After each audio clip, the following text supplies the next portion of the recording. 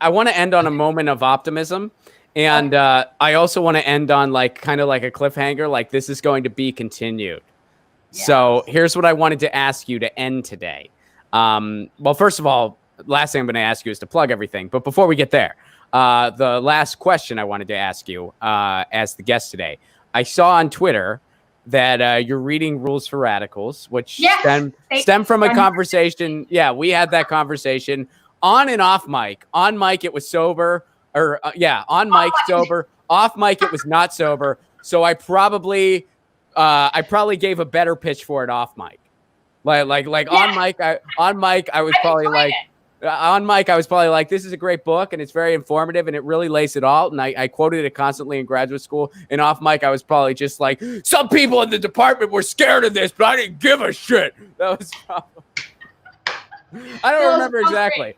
But either way, I convinced you to read the book. Philosophy and beer go together perfectly. So you're reading that book, and we'll be discussing it much more in depth soon. But for a cliffhanger right now, like what has been one of your well, here, let me frame it this way.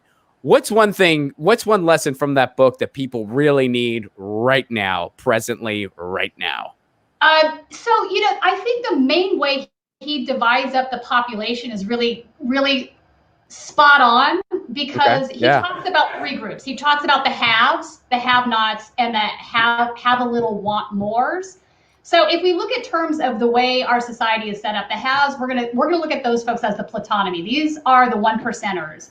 And by 1%ers, I don't mean top 1% income earners. I'm talking about 1% in terms of wealth accumulation. So these are the Jeff Bezos of the world. And they rule shit. Right. Yeah. So then you have the have-nots. This is obvious, right? These are the working class, minimum wage workers, et cetera, et cetera. Then you have this group in between that I think are really the problem. So these are the have a little want mores, is how he refers to them. I think these folks right here, these are the professional class that might be in the top 1% of income earnings. Again, they're nowhere near the wealth income. So the difference is this: the income earners are. These are people that are making, $150K or more a year. Yeah, they might technically be in the 1% because our gap has gotten that significant, but they're not in. They're not competing with the people who really have the power. That's right. They're upholding the power because they think one day they could be those folks, which they cannot. I mean, I need to have that conversation with these folks. Well, yeah, and not just that, but a lot of times they don't realize the bigger problem because it's like they have a significant piece of the pie where they're not needing anything. They're trying to hold on to that. I think that's Lewinsky's point. They're trying to hold on to the little bit of the pie that they have. They're afraid of giving that up and becoming and having less. So they serve the Placone. That's what they're doing, right?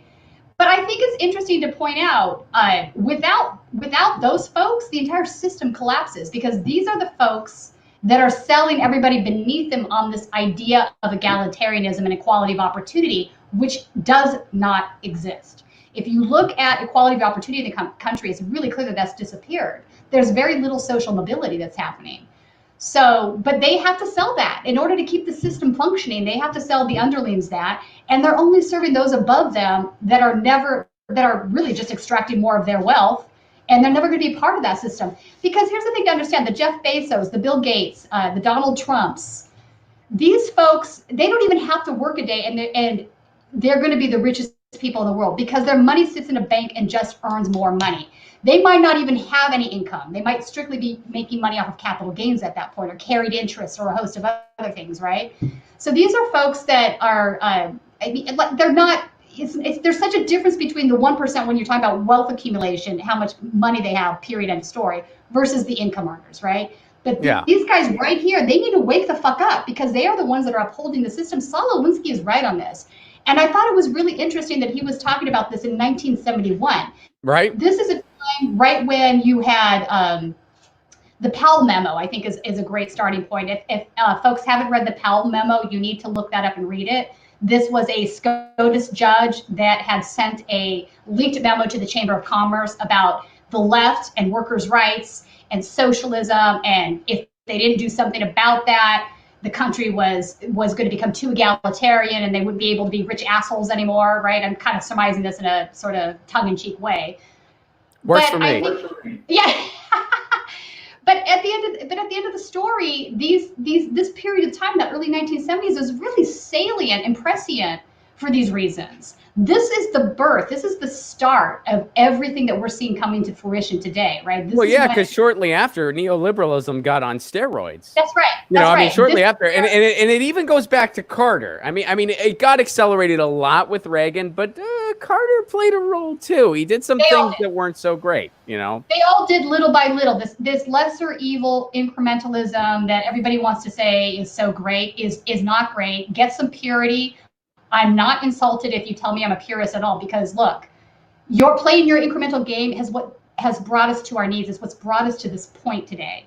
We cannot do this anymore. It's untenable. You cannot live in a society where there's so much income inequality.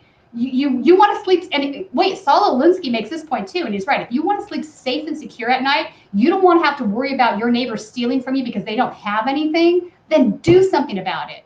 You're going to have to get rid of some of your greed. You're going to have to give up some of your wealth, and you're going to have to look at being more egalitarian in your society, because the alternative is nothing but chaos. Hey, and there's that guy in Seattle that cut his salary to $70K, gives everyone at the company $70K, right. And he says, best decision he ever made.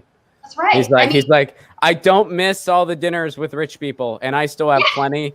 And more people in my company, they're having babies, they're buying houses, and we love what we do, and we love our work, and people are happy. And best decision. Well, Get